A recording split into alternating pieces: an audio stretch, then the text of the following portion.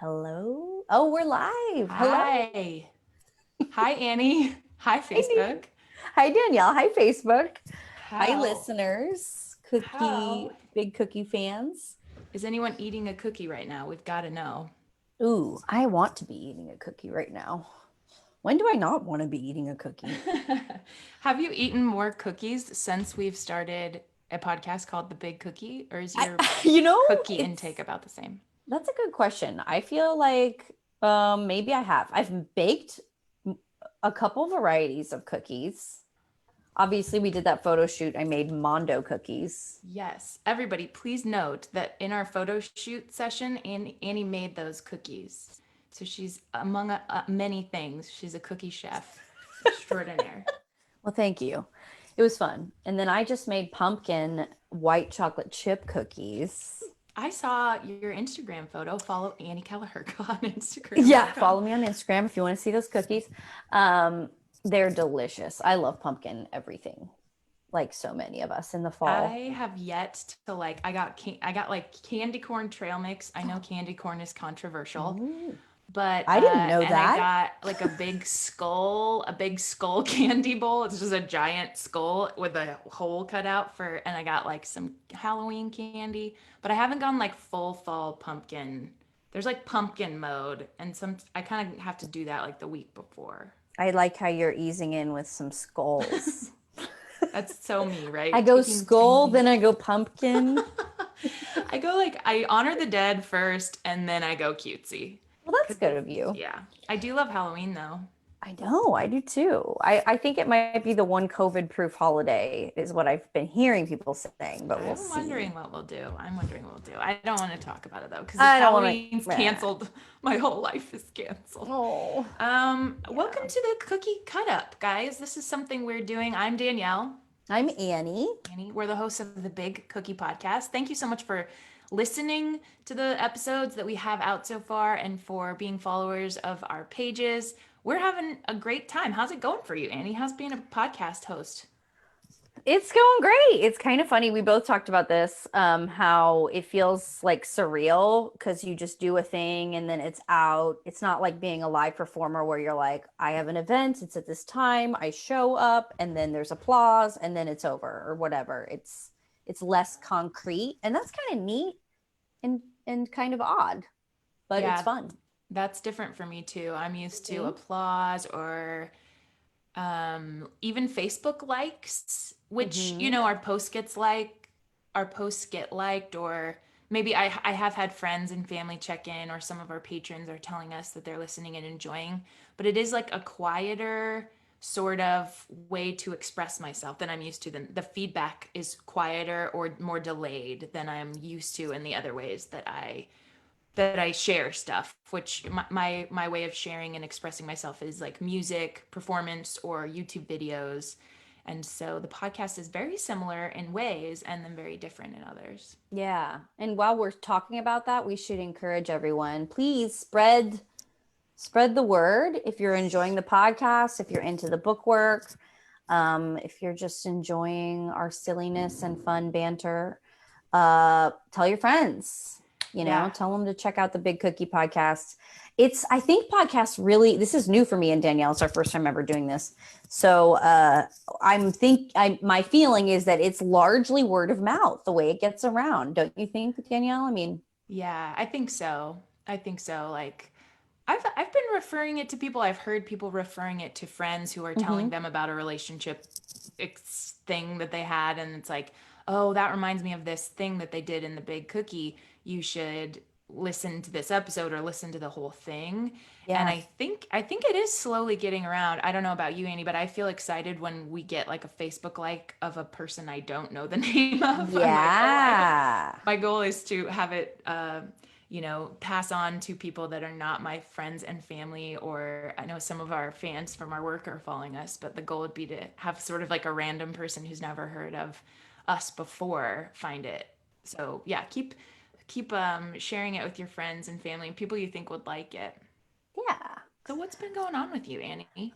Um, Where are I'm you? I'm good. I just want to just to tell you guys, I don't know if people are chiming in yet, but we're gonna do kind of like an episode right now, talk through like how our week was, talk about the book, and then we'll open it up for questions. That's kind of our outline.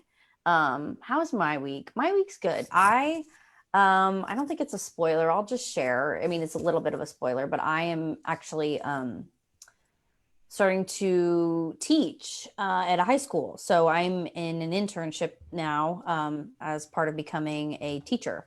And I just started this week. So I was in person in class with high school students, masked up, but observing all that is high school English language arts. And that's been a cool experience. It's sort of a shift for me. But I'm still like, how do I feel about this? This is different. Can I be a performer and also be a teacher? Am I only one or the other? What does this mean for my identity? Those things are kind of like internally going on while I'm also just like, oh, I have a ton of work to do. So it's Absolutely. kind of good because I have stuff to focus on. I have real hard work, real things to read, real stuff to digest, um, and make me accountable to a goal. So that feels good. That's been most of my week Yeah, doing I think that. that's very exciting. I've been excited to hear what's going on with you in regards to that, and I think it's very cool that you're starting something new in a time when it feels like everything is kind of like stalled and deadlocked, and it's good to be venturing into a new path. And I feel ya on the like, if I choose this path, can I also have these paths, these creative paths that I've been used to doing? Yeah. And that's, I think we can, right? We just have to Oh find yeah. balance. But Mm-hmm. balance is one of the hardest things that I've experienced. It's the search for balance is one of the hardest things. For sure. How's your week? My week was real shitty. Well, Oh. that's not true. I've been feeling really awful, and really, really feeling anxious, to the point of it kind of manifesting physically in my body as like increased heart rate, and so this week has been better because I've kind of just been trying to take action, and instead of just feeling yicky and being like this will pass, maybe if once that thing's over I'll feel better, maybe once this ends I'll feel better. And so this week I've been feeling better definitely, and I've been trying to ignite new things in my life, like make bold choices of action, if that makes sense, as opposed to, I guess I have to do that work. I'll get it done sometime today. Oh, yeah, I guess I'll go to that Zoom hangout. I guess I've got nothing else going on, and just kind of being intentional in my actions. So, like, I've started trying to go for 2 10-minute walks a day at least, like just to get out of the house and away from my office. I spend a lot of time in this space doing work on the computer, and so just getting out of the house and walking, and then I've started writing again. I've started setting a timer for 10 minutes and just kind of typewriting anything, like free writing. And what it's led to is songwriting again. And like then I'm like, Good. oh yeah, that song I started writing reminds me of this. And then I've been like looking into old songs, and I actually have like been picking up an instrument, because I don't know if we talked about this a lot in the podcast, but I've been kind of frustrated with writing new material. The last few years I've been kind of in a rut, and so it's something that I gave myself a break from, and then I'm always like, am I giving myself too much of a break? Do I need to pull back in, or is it still time to be breaking? And balance. So Yeah. But that's those are pretty awesome. I think 10 minutes is like such an attainable goal. You're smart to make like short, short, short, short, an short. easy limit, but that's enough to where it's like, right? Easy enough to go, just for this 10 minutes, I'm going to do this, and that's okay. And hey, guess what? Something cool bubbled up, or maybe it didn't every single day, but I think that's awesome. Yeah, thank Sorry, you. I was just curious because I'm becoming an English teacher. Um, what you said typewriting, but do you actually write on a typewriter? No, I just Oh, mean okay. on the computer as opposed to paper and pen. Okay. I Because just get out like, my well, typewriter. it just made me think I don't have a typewriter, but that's so like there's a distinction to be made. I don't know if we have any writers or people who like to write for, you know, expressive personal reasons or even professionally or whatever, creative reasons. But typewriting on a typewriter, evokes a different like experience, as does handwriting, as does typing on the computer. So you just made me Yeah.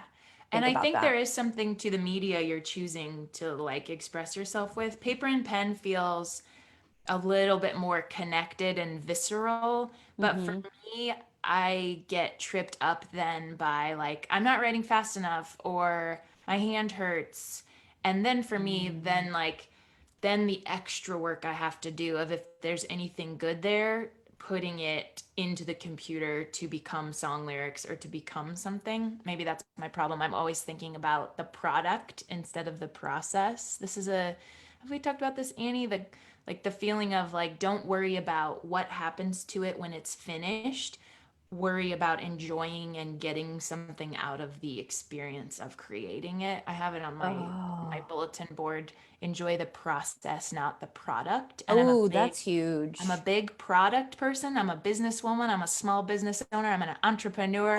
I'm making the Yep. money. And I sometimes have to slow myself down from like getting paid. Your Sure. girl likes to get paid, and sometimes it ruins the fun of just being excited about making something. So I Yeah, have that's a to. fair point. I think though, obviously if you like to type over handwriting, I respect that. I'm actually more of a handwriter because I'm just slow. I'm not a super great typist. Maybe I would be if I really committed to it more, but I've always preferred that. But you're right. It is another step when it becomes something that eventually has to get typed or has to get edited or whatever. Um, I don't know. Yeah. To each their own. Some people process better on the computer, Yeah. their thoughts. Like you said, if it's going to be a hindrance to handwrite, it's going to bring up too much other clutter in your brain. Clearly, typing is better. There were some exercises in the book, Calling in the One, which is the book that we read Mm-hmm. for the big cookie, that she had us write out like 5 pages worth of an intention or an affirmation or something.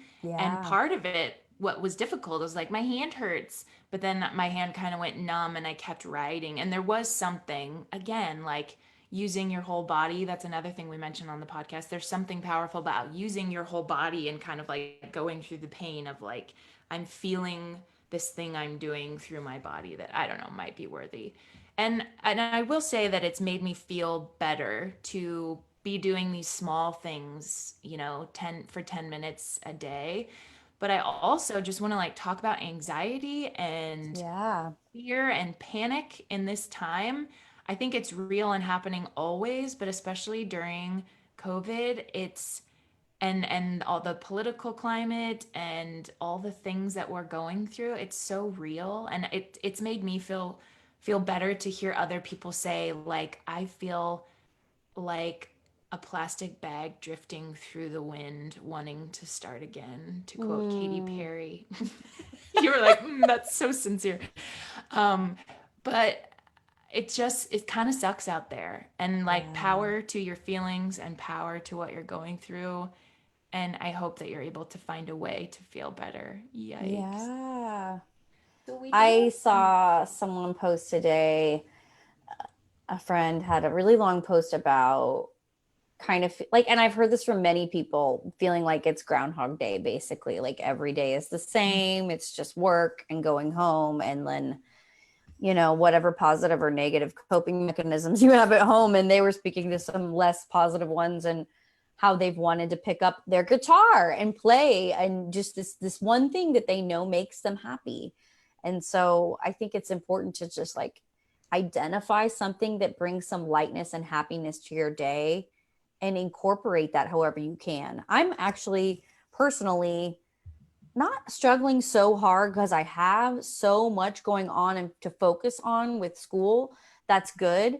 But then I also miss my creative outlets. So it's like I find myself squeezing all of that in. Of course, you know me, like markers. Like I have to use markers for my notes and not just like a pen or a pencil. Like just zhuzhing it up in any way I can, like I'm starting a knitting project so that I can, while I listen to my audiobook for school, I can knit, just like something that that's the things that bring a little bit of lightness and brightness and happiness to your day, Yeah, I even agree with amidst the that. whatever's kind of boring. If you can incorporate something into I've it that makes it I've fun. been saving a lot of money during COVID because it's just not as easy to like run to Old Navy and pick up some Rockstar denim. Or like I used to just go to Target to kind of like just get out of the house and clear my head and then buy too many decorative pillows. And so I'm not running errands like that. So I'm finding myself saving a lot of money, which is great. But at the same time, there is something worthwhile for me to just buy myself something every once in a while. Or like I just bought a new book to That's good. read and I bought paint to paint the birdhouse in my backyard. And it's just like little, Oh, like fun. remembering, yes, save money, Danielle, because times are tough and it's a weird world out there, but also like you can spend $2 on this goldenrod yellow paint, Ooh. paint your birdhouse, which Okay, is now. Oh my it gosh. actually looks pretty good on It looks the great. You know what? It reminds me of a beehive. You might get some bees in there. oh, that'd be cute. I tried to clean it out. It was an existing birdhouse that was just kind of out of Yeah. paint. Uh-huh. And there is some like what looks like spider nest web, and I'm just like Okay. expecting the babies to be born in my little studio and we'll become one. They'll crawl and So when you're covered in spider bites at our next meetup, just it's who I am. I'm that's embracing the okay. change. Yeah. Yeah, there you go. So we've got some people here today. Okay, Thank you for good. being with us. We've got Teresa, Paige, Katie, Yay. my friend Elena from England. We've got somebody from Ooh, international, that's awesome. and it's really great to be with you today. So we were going to kind of talk about like how the book Calling in the One, which is the book that we read for the podcast for season 1 of The Big Cookie, and what is still working for you, Annie, or what sentiments from the book are you carrying with you sometimes in your daily life? Maybe when you're starting your new job or just continuing living as a human person.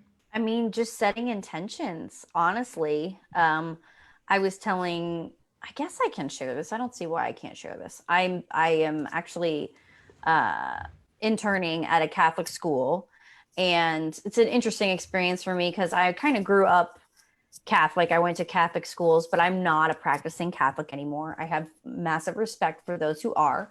And I appreciate a lot of things about the religion, but it just doesn't resonate with who I am completely. So being back in a mass this week with all the school in the bleachers, everybody masked up in distance, but the priest on the football field giving mass, which was a really interesting experience. And then going back into this ritual experience that I've experienced many times before, but not as the same person I am today, I suppose. And realizing that there is a cool time in there for setting intentions. And, they do very specific prayers in Catholic mass. And at one point it's like, for those intentions that you may be holding in your heart right now. And I heard that and I was like, or they didn't use the word intention, they used the word prayer, right? But it's kind of, I think of them as synonymous. And I was like, oh, I can set an intention like right now. I have this nice like time to think about that quietly. And um yeah, and so I set a very intentional thing. I think I just said I intend to go with this. I intend to see where this goes. I intend to like follow this thread here because I'm kind of just like in the middle. I don't feel like gun ho, so positive, so like aggressively proactive about becoming a teacher, even though I am actively doing it. I don't feel super negative either. I'm just kind of like right in the middle. And So I think I'm okay. I'm like resolved to stay in that middle ground and go, let's see how this goes. Yeah.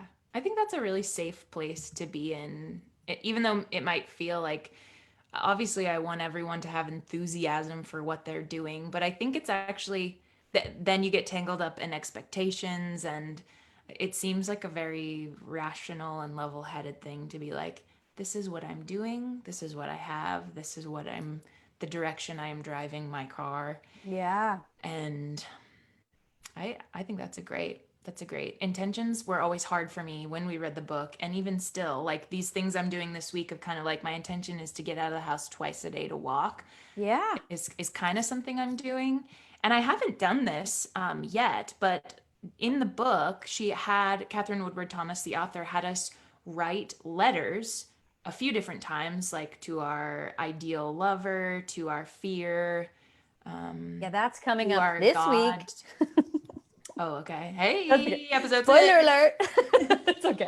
Episode six, or like, yeah, episode six has that. And wasn't there one to like our deity or the universe or To something the like that? universe. Yeah. And all of those letter writing exercises were really meaningful to me. So I was these last couple weeks when I've been feeling really anxious, I didn't do it, but it's like, could I have written a letter to my anxiety, my insecurity, to say like, here's how you're making me feel, yikes, yikes, yikes, and then write a letter back to my anxiety, Ooh, just yeah. in that way that it helps you work through it and kind of calm yourself down. Well, you know what I mean? Whenever we did that exercise, the thing writing back to me always had kind of a comforting tone, like, it's fine.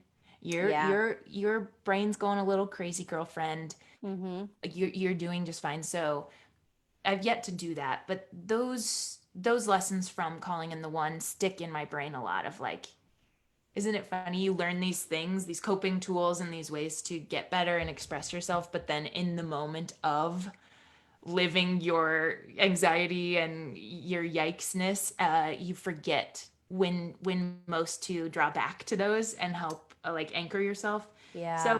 I'm working on it. I'm working on being a cool, calm, and collected chick, but it's taken a while. It's taken a long while. That's okay. It takes as long as it takes. It Yeah, takes whatever it takes. it takes what it takes. So, what do you think about addressing the listeners, Let's asking do some it. Let's questions? let them chime up. So Chime up, chime in, we have chime out. we have some listeners and some watchers. Okay. Sally Anderson has joined us. We've got some of Ooh. our patrons in the house. Thank you to our patrons. As always, if you want to be a patron, you can support The Big Cookie at patreon.com/thebigcookie.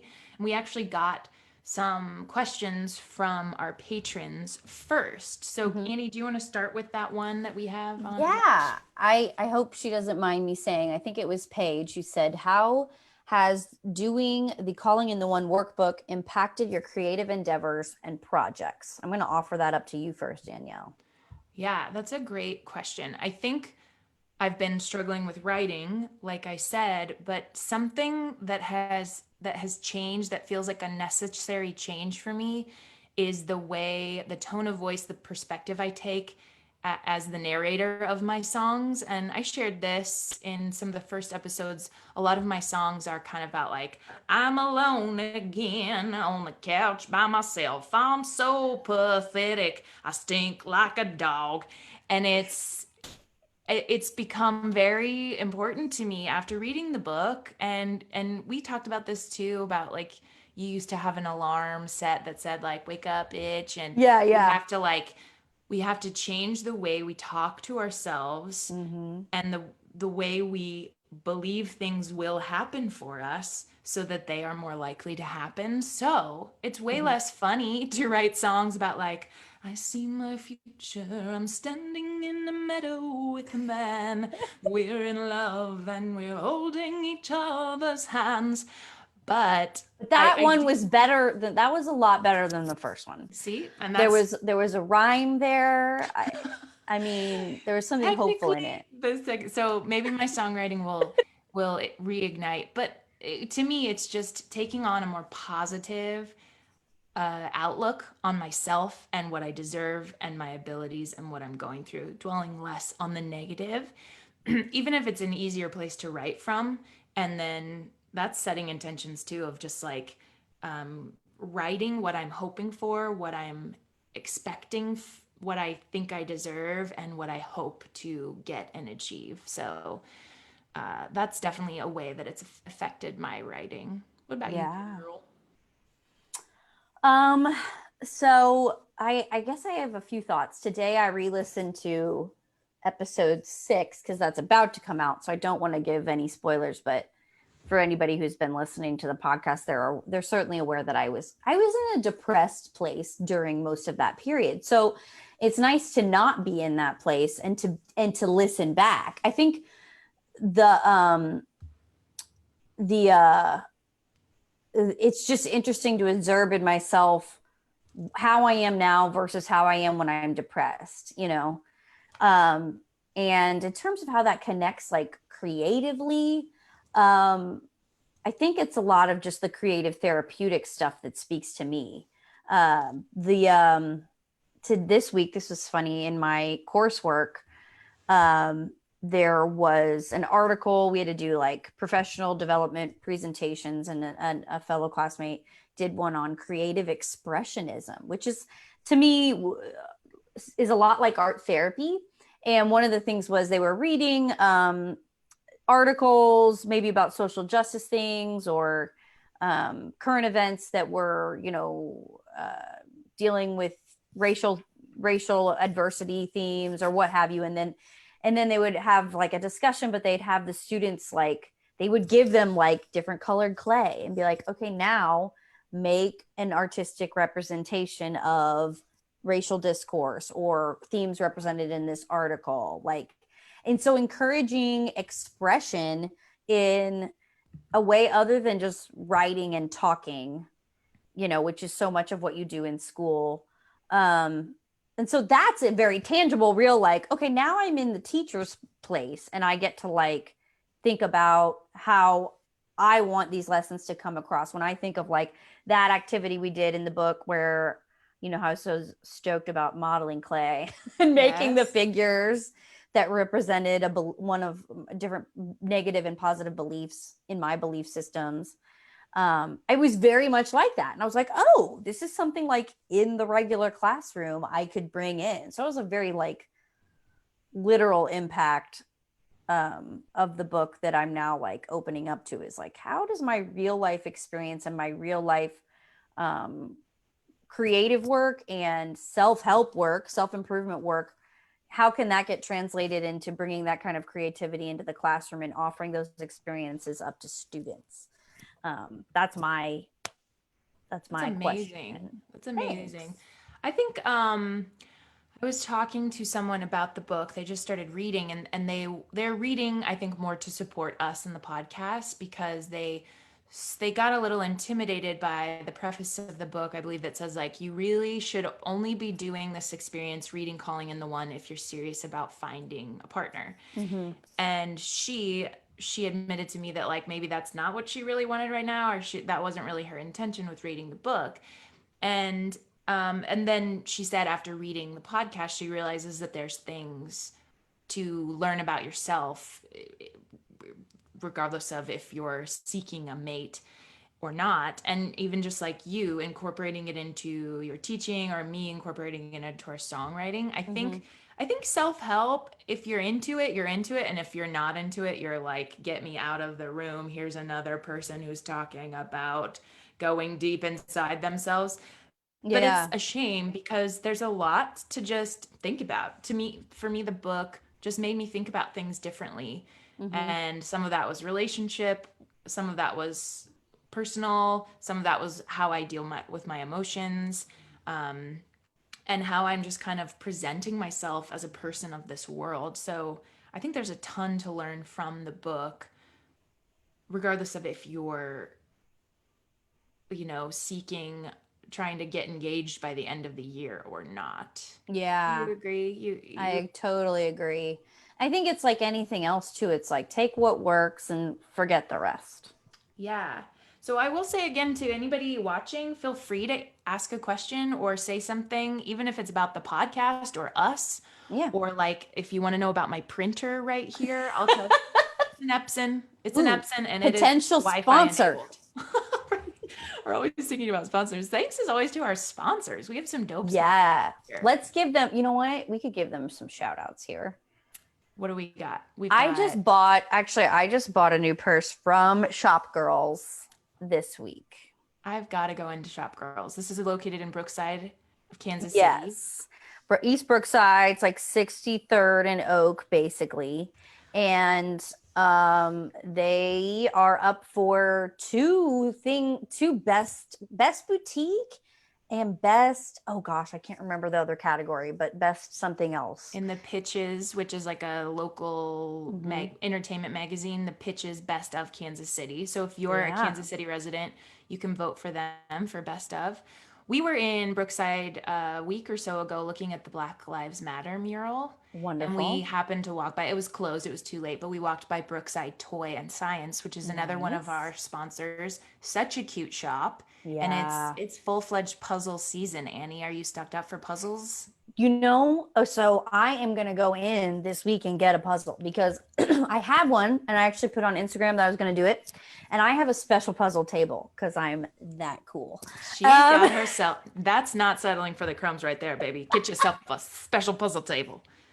It folds, it closes up the puzzle and you can open it up. So, like, you can have it as a coffee table. I don't think it was made to do this, but I just realized it in the last few years that I had this magic puzzle table because it expands. I can close it and cover the puzzle and just have my coffee table. I can open up and it's puzzle time. But it's only a coffee table. So, this one I realize is too small for the size of puzzle that I had. So now I got to get a smaller puzzle. Yeah, puzzle trouble. That's Puzzle puzzle troubles. trouble, starring the Olsen twins. Yeah. We also, you mentioned you were doing a knitting project. Are you using My blue mule yarn? I am still trying to find the perfect project for the blue mule yarn. It is gorgeous. I think I'm gonna make a tank top from what I have of their yarn. I should also mention they're not only a fiber place. Technically, we're sponsored by Blue Mule Fiber, but they also have a winery, and their wine is really good. So follow them on Instagram. They're sharing really cool photos of all the stuff they're up to, and they're located in Texas. that's right. Yes. But they have an online store, right? Yeah, you can get their stuff online. I think you can order their wine online too. And if ever you're going to Texas, stop on. If you're just going to Texas, just go there. You're just popping by Texas. We also have Anna Brake Real Estate with Reese Nichols. And she's a friend of ours from Artist Inc.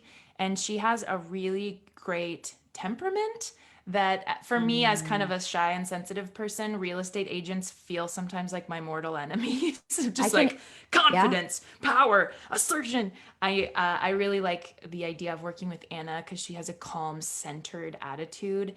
And I think she's really someone who is intuitive and can like connect to what someone wants. So Anna Brake with Reese Nichols Real Estate is also one of our excellent sponsors. Yeah, she has a calm confidence about her for sure. And what about Stitching Change? Oh, Stitching Change. They are making a massive amount of masks right now. My mom, I think, is on. Betty Kalahurka, perhaps, if she's in there. Is she? She may or may not be, but she might speak to some projects if she wants to. She might not. But they are making, I know they are making masks for a racial justice group. Oof, I forget the name. That bums me out, but maybe we'll mention that in the future. Yeah, so they have huge orders of masks. They actually did, I think, like 1,000 that they sent to a Navajo reservation. So that's keeping their stitchers very, very busy. And just to say more about them, they teach refugee women how to sew and help them create their own sewing businesses. And so so obviously the movement for the COVID-19 has, upped the demand for masks. So that's been a lot of the work that's gotten fielded their way. But they also have stuff at 10,000 Villages and which is in Prairie Village, Kansas, but they have 10,000 Villages all over. So I'm not sure if they have them outside of Missouri or not, or Kansas. But you might find them in another store in another place. And also Unique Finds Gifts, another local Kansas City stop. So check them out. Absolutely. And we've got more information on all these sponsors, where they're located and their online stores on our website, bigcookiepodcast.com/supporters. And Paige is in the chat and she says, I went and met Katie from Shop Girls and got 3 really fabulous dresses for less than $100. So Heck Paige yes! freaking rules. Yay! Yay, Paige. I want to see those dresses. Paige also asked, how did the coffee song come to be? The infamous coffee song is that episode 5? I think that's episode 5. Yeah, I like to say that's our experimental episode, because it was like that song came out of nowhere. As you may have noticed, Danielle is one to just burst into song spontaneously, which I love because I was a musical theater major. And we were having a really serious conversation, I think, about like my dad and funeral preparation and like what the plan was. And your coffee maker from our breakfast session was just kind of clicking or doing coffee maker noises. And it was kind of, it was like, sorry about that. And then we kept talking and I was like, sorry about that. And then you were finally like, I'm going to turn off the coffee maker. Yeah. Because you must know, in the original recording, which you could probably tell in the podcast, there's a difference in quality. We're trying to get good quality in my place, but of course we're subject to all the noises of any, apartment building. Condo. Yeah. So, and a coffee maker, because I must have coffee. Yeah. That's the hard thing about podcasting. It's similar to being in a recording studio. You got to turn everything off, like all sounds, all fans, all appliances. You can't have the dishwasher going. So it is kind of like, if you're recording in your apartment and not a studio, it's difficult. Mm-hmm. And we were trying to make it sound better than just, that we were in an apartment recording, but we did a good job. I think I've gotten a lot of comments that people think it sounds good. So I'm happy with that. Yeah. And then again, Paige, just to answer the song, I just kind of broke into a song. And then Annie, when we were editing the episodes, was like, I really love that song. We should like work that into like produce that out and work it into underscoring as we do the overdub. So we had hoped a vision to do more of that, and maybe as we continue to make the podcast, we'll do more and more of that. That's my hope, because we have a lot of fun making just silly songs and just playing around. And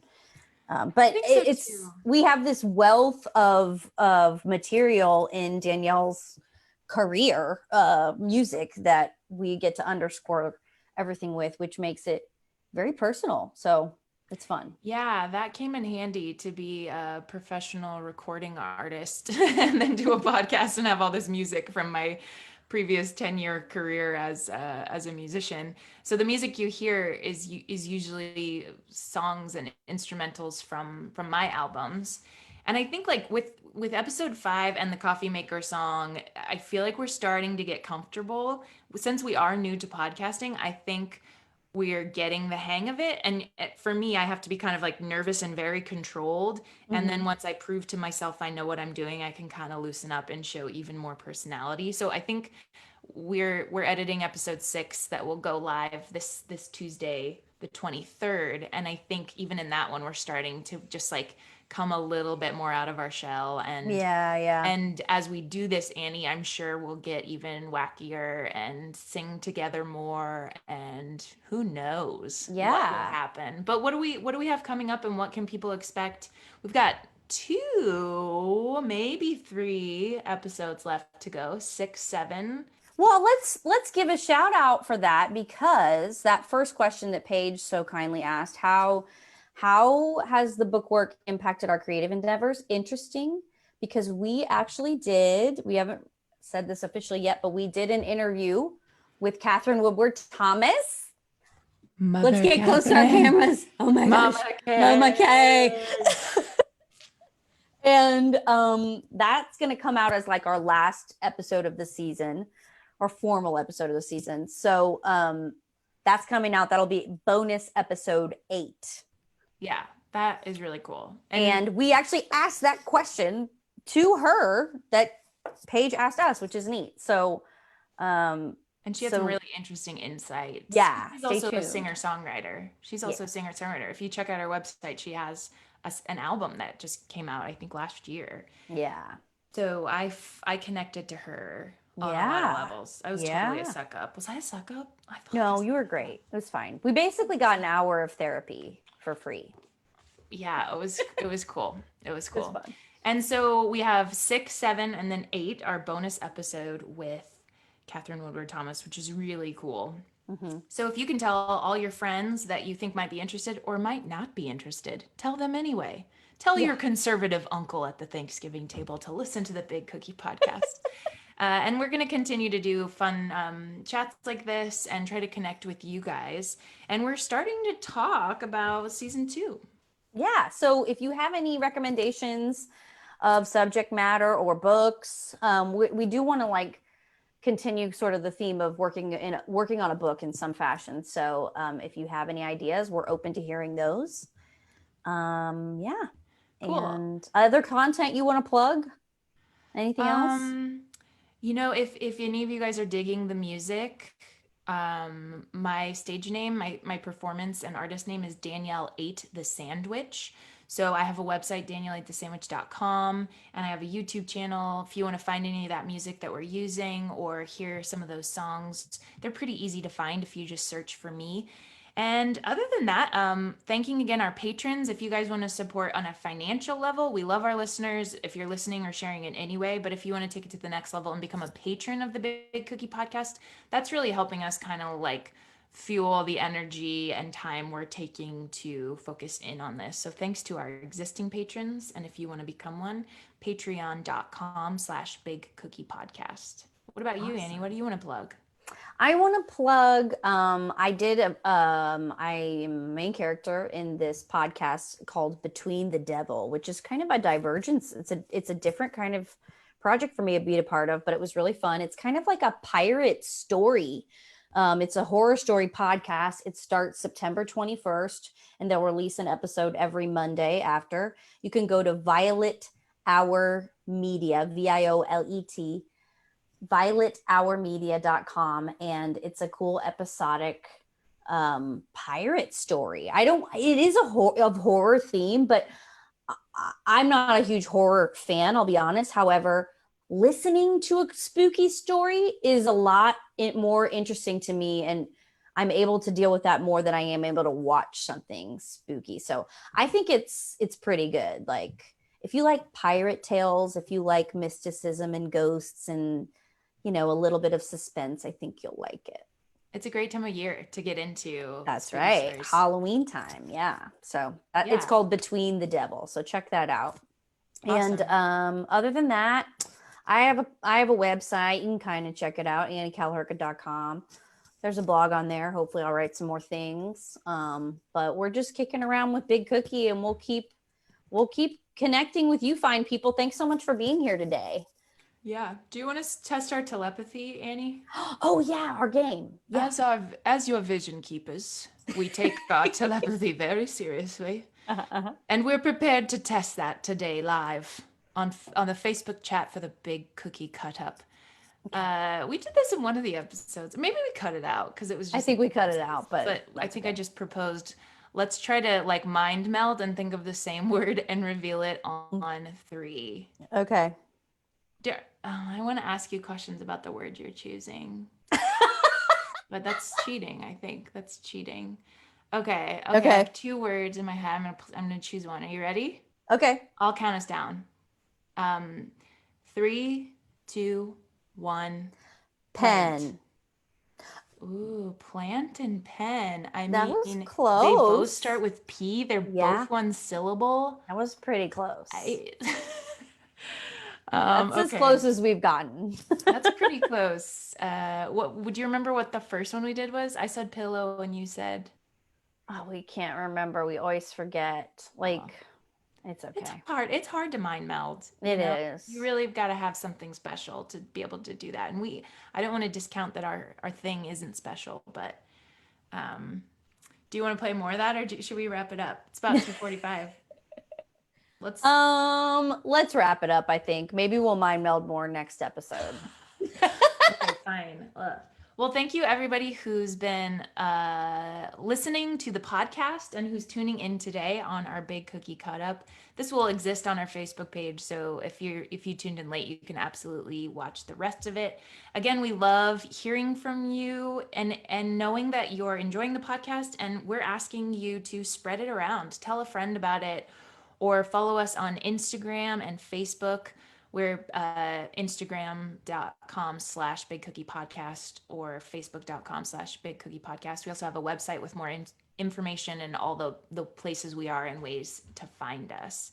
So thank you for helping us make this new dream a reality. And Annie, thank you for being my friend. Thank you, Danielle, for being my friend. Love you forever. We will talk soon, and goodbye, Facebook friends and Yeah, don't patrons. don't settle for just the crumbs. That's right. Have a good day. Bye.